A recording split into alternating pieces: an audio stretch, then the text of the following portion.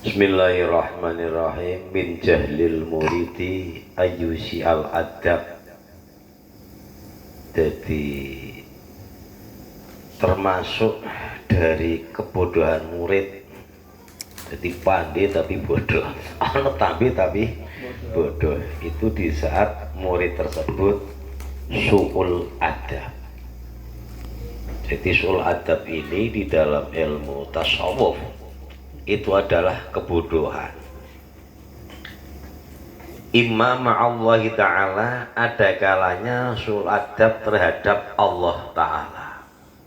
Kadang-kadang dengan sesama makhluk kita itu beradab, kadang dengan orang tua beradab, tetapi kadang dengan Allah tidak beradab. Apalagi dengan bosnya, adabnya minta ampun.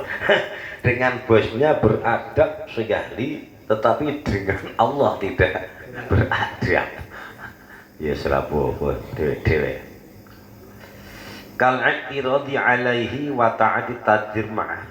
Jadi termasuk golongan su'ul adab atau tidak beradab dengan Allah adalah melawan terhadap Allah. Allah perintah A, kita menjalankannya B. Allah perintah ke kanan, kita ke kiri. Ini sudah su'ul adab. Nah, selama ini kita ini macam mana ya kita angan-angan selama ini kan, berarti berapa persen husnul adab kita kepada Allah, berapa persen su'ul adab kita kepada Allah Subhanahu wa Ta'ala. Termasuk iktiraf di sini adalah melawan takdir Allah, tidak ridho terhadap keputusan Allah. Itu namanya su'ul adab. Kenapa saya dibuat gini kok tidak kayak gitu? Bahkan ana sing lucu meneh, ada yang lebih parah lagi. Dia misalkan sering sholat, bukan saya nyebut ahli ibadah, sering sholat, melihat orang yang tidak pernah sholat, yang tidak pernah sholat ini malah rezekinya ngalir lancar minta ampun, yang dia tak sholat syarat akhirnya mundomono apalah syarat saya sudah sholat, itu tidak pernah sholat kok malah rezekinya. Oh ini kok sholat kok hubungannya dengan materi. Ini berarti kelas kelas di bawah ekonomi lagi nih. Sangat-sangat sholat. Wa ta'attati ma'ahu, juga ngikut ngatur Allah. Lo Allah kok ikut diatur. Jadi hati kita ini sebenarnya eloknya tuh jangan gini. Atau bagi orang-orang yang sudah sampai, jadi membuat pilihan sendiri, itu namanya ta'anit tabir, membuat pilihan sendiri. Jadi pilihan Allah itu tidak diterima. Ya ini sulit memang, menerima ini sulit. Saya sendiri ya belum bisa, kita kau belajar bareng-bareng aja. Bukan saya ngajari di dalam ta'anit tabir ini. Kadang-kadang sampai kita memaksa.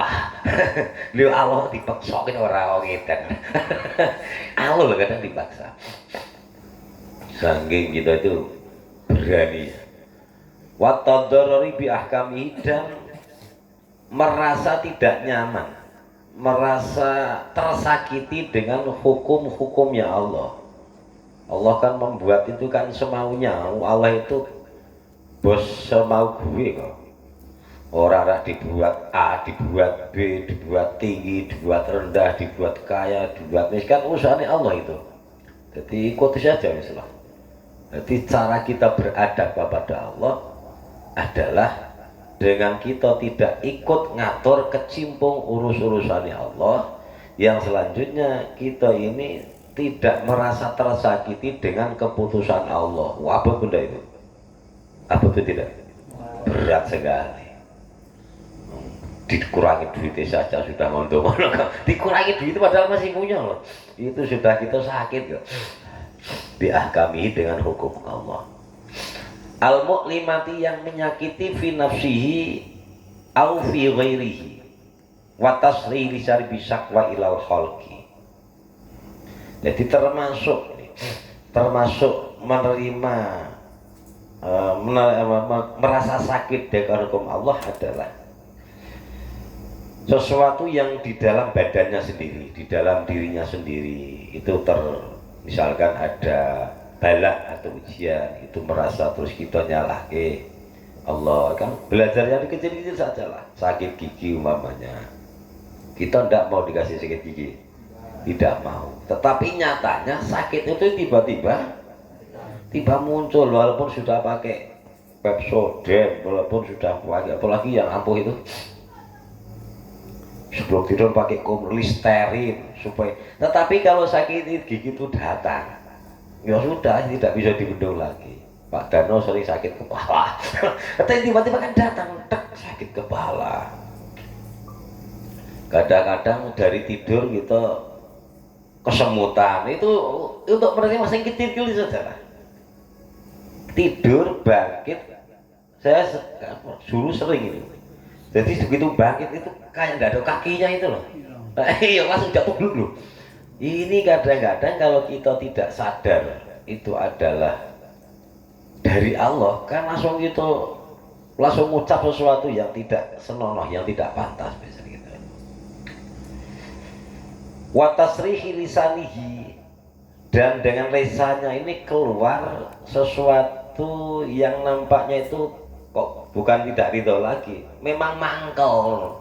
Dari lisannya itu muncul kejengkelan, jadi soko hatinya dongkol, akhirnya terucap lewat lisan, dijelaskan lewat lisannya. Ya Allah, ya Allah. Jadi bilang ya Allah sakwa di saat hatinya ridho ini tidak menyacatkan. Umpamanya dikasih sesuatu, misalkan sakit perut umpamanya, terus bilang ya Allah sakit, itu tidak ngurangi ridho, asalkan hatinya ridho walaupun lisannya ngucap. Yang menyatakan itu hatinya tidak ridho terus lisannya ngucap. Jadi pertama soal adab itu adalah dengan Allah. Jadi big boss kita kadang-kadang kita sepelekan. Jadi belajar bareng-bareng ya. Jadi termasuk salah satu soal kepada Allah adalah melawan terhadap keputusan Allah, ikut ngatur yang menjadi urusannya Allah. Kita ini kan makhluk diatur, tetapi kita ikut menangani seolah-olah itu kalau tidak Allah tidak mau, lalu Allah kok diatur gitu. Yang kedua, sul adab kita masyaallah au ma'amasyayih, atau terkadang misalkan dengan Allah sudah kita bisa husnul adab, adabnya baik, atau kadang dengan guru. Nah ini sing kita kadang tidak sadar. Kalau i'tiradi alaihim, seperti melawan perintah. Karena berguru itu tidak mudah sebenarnya, tidak mudah, betul tidak mudah. Sebab syarat untuk lolos menjadi murid itu gimana guru itu pertama itu tidak tersakiti hatinya, perasaannya. Yang kedua, umpamanya guru itu tersakiti terus murid minta maaf, gurunya ridho maafkan. Nah, sulit ini berguru yang model kayak gini. Kalau guru di sekolahan, guru di pesantren bisa lafat makna itu mudah, tetapi untuk berhubungan dengan guru secara rohani ini sih sulit. Wa adami qabuli isyaratihim, dan tidak menerima isyarah guru. Jadi guru itu kadang-kadang hanya isyarah saja. Jadi murid yang pandai itu yakfi bil isyarah. Dengan isyarah saja sudah tahu apa yang menjadi keinginan guru. Tidak usah dicetak. Misalnya maaf, pakaian sapu, ini namanya tidak isyarah ini ya. Kalau isyarah itu gurunya misalkan kotor niannya, oh berarti tempatnya suruh. Nah ini namanya isyarah. Atau gurunya megang sapu, itu sudah paham berarti ini isyarah. Itu murid yang pandai itu yakfi bil isyarah. Nah isyarah di dalam hal ini bukan yang dohir, isyarah batin. Isyarah batin itu misalkan dengan omong-omongan ini mulai belajar. Misalkan kita omong-omongan, itu biasanya ada isyarah dari saya yang harus ditangkap. Wah ini tidak harus jeli ya, ini harus jeli ya ini. Kemana arahnya loh? Nah itu namanya yakfi bil isyarah. Tak saat diperintah lagi, yakfi bil isyarah. Jadi bisa menerima isyarah guru. Mbak Marita, kok lamun tidak ada nampak Mbak Darno? Lagi isyarah itu. Orang saat di data, tidak usah, cukup diisyarahi saja. Isyarah enggak? Kok lamun tidak ada nampak? Nah itu isyarah. Merasa di bekas-bekas.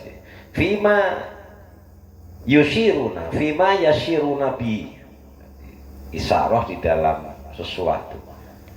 Awali faktako ya Allah, fima yushiruna bi alaihi.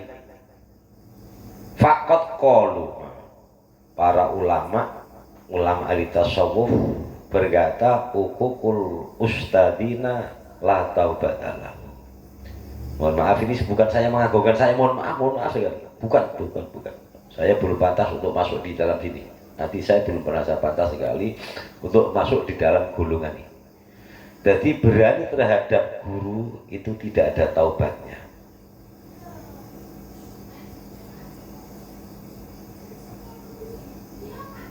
Nah, model berani macam-macam. Ditoto sehat ini. Jangan mandang saya ya. Mohon maaf ini. Saya belum di posisi ini. Jadi berani terhadap guru itu tidak ada taubat. Kenapa?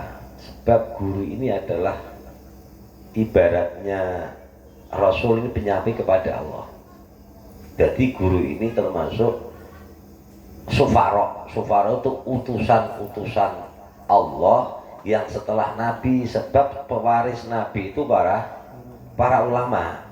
Nah ini yang menyampaikan kepada Allah itu sekarang bukan Nabi lagi, Nabi sudah tidak ada.